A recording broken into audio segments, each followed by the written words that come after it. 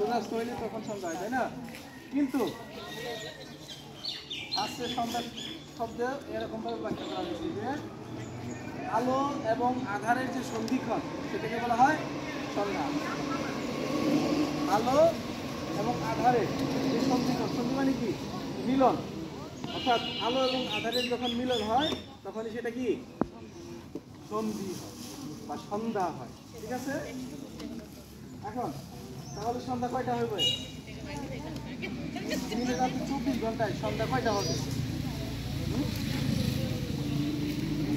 দুইবার। কখন কখন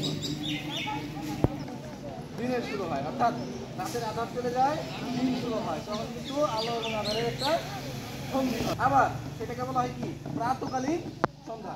ক্লিয়ার? আরেকটা কখন? এই যে এখন সূর্যাস্ত হবে, রাতের আধার ঘনিয়ে আসবে, এখন এই দিনের আলো এবং রাতের আধারের একটা